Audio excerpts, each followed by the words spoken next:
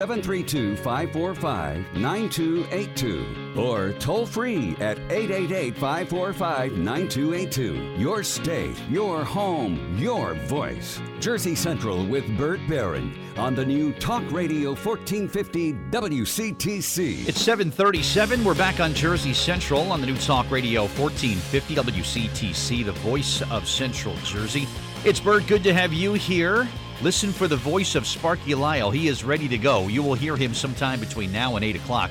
Be the first caller to the contest line when you hear Sparky Lyle. You'll get 4 tickets for the Patriots opening game coming up April 27th, and also 2 tickets to attend a very special performance this Thursday night at the Bickford Theater in Morristown with Jerry Vezza and Grover Kemble, who are celebrating more than 25 years of making great music together. So both prizes, listen for Sparky, all right? Before we get to my guest on the Jersey Central Newsmaker Hotline, quick update for you on our closings and delays at the website, WCTCAM.com. Bound Brook Public Schools are closed. Brand new to the list, East Brunswick Public Library is going to be opening delayed today. They'll open up at 12 noon. Also on the list, Montgomery Academy and Basking Ridge still with that 90-minute delay. Picatinny Arsenal delayed. They'll open at 10. And Somerset County Educational Services Commission in Bridgewater is now closed. That is a change from the previous reports. It was delayed. It is now closed. We'll leave the information up on the website. You can check it out anytime you want at WCTCAM.com. Well, if you're like most Americans, you will be receiving some kind of income tax return over the next couple of weeks and likely spend all of it too. But is really that the best strategy that one should have?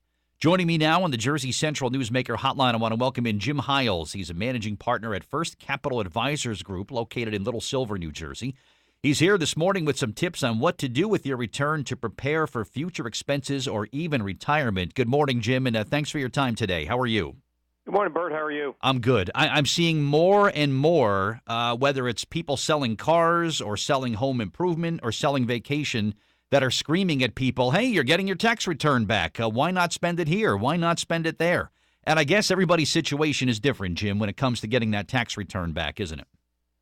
Yeah, I think it's a little bit of you got to avoid the temptations a little bit and think about your situation, take a realistic look at your financials and say, what's the best thing for me long term? There are probably 5 different things we look at this point in the game. I guess the first, Bert, would be look at your credit card debt. Look at your debt. If you're paying more than 7 or 8% on your interest rates, you're probably not going to earn that in the marketplace on your money anyway, so you might as well take care of that one first.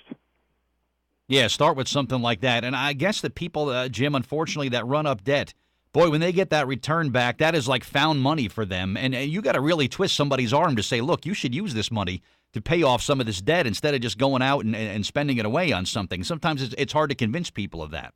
Definitely. And I think so you look at getting rid of the credit card debt just because it's compounding in reverse for a lot of folks. Pay down those balances. I think from there you need to make sure that you have some savings. 57% of Americans have less than $1,000 in the bank in savings. I think you need to look at that and say, if I get into trouble here, I got 3 to 6 months of expenses. I might have to cover myself. Might be a good idea to put some dry powder away and save it for a rainy day, maybe a snowy day like today even. Yeah, exactly. And is this something, Jim, that maybe families will kind of get together and kind of weigh in on what they want to do with the money? It'll be like, okay, we're going to be getting back X number of dollars. We could do one of 3 or one of 4 different things. Is it good to get input from the spouse and maybe from the rest of the family to see maybe what they'd like to do with the money? Yeah, hey, money is hard to come by. So I think it's important to look at the family goals. And one of the good places to get a return on your money is investing in yourself. And this is an opportunity to spend money on learning new skills, go to community college, sign up for personal development, help someone get the degree they wanted to get, even start a small business. So these are productive ways the family get together, talk about what's important to them, and put this money to work. Yeah, unfortunately, there's nothing sexy about investing in the future. You try to run that by a kid, and right away their eyes just kind of glaze right over because they think they're going to Disney World or they're going to get a new car or something. But you know what? An investment in your future. Well, it's very hard to put a value on that, but it's something that pays off later on, and it's hard to impress that upon people. Yeah, and one of the major things we look at now is just retirement. We work, it seems all of our time is spent on helping people understand the cost of retirement. So take some of these dollars and put it to retirement. And I know it may sound like a thing way out in the future, even for people in their 50s. Do the 401k, do the IRA, do some sort of investment vehicle for the future, because guess what? We're all living longer. There's a great likelihood that a husband and wife, age 65, one of them's going to age 90. Well, you better have a bunch of money set aside if you're going to want to have a good time in retirement. Yeah, you're right. I'm joining Club 50 next Monday, as a matter of fact. And I can tell you honestly that my look at my life, Jim, has changed drastically. Probably started when I was in my late 30s, somewhere in my 40s, where I said, look, this time is going to go by, and if I'm not prepared, I'm going to be missing out on something. So this is like a reality check for me. I'm 50 next week, so I'm going to start doing things a lot differently. I'm not too late to start really kind of focusing on things like that, Jim, am I? No, you're not. I don't think anyone is too late. There's often this thought of it's too late, I'll forget about it, I'll never be able to retire.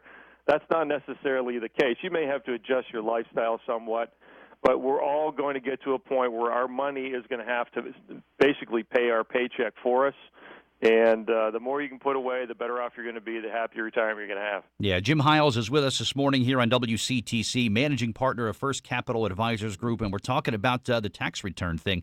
Jim, have people even started? There's a handful of people that probably haven't even invested 5 minutes of energy in their tax return, which the due date is coming up in just a couple of weeks. What do you say to people that are procrastinating and just haven't done anything yet? You laugh at them. No shovel and get to work, maybe? I guess there's some good news here, though, that the tax law has changed, and I think you're going to see an easier tax filing for a lot of Americans, where the standard deductions have gone up. You may see, a nice little return in your paycheck in addition to withholdings going down. So, this could be a good day for a lot of people. Just go ahead and get it done.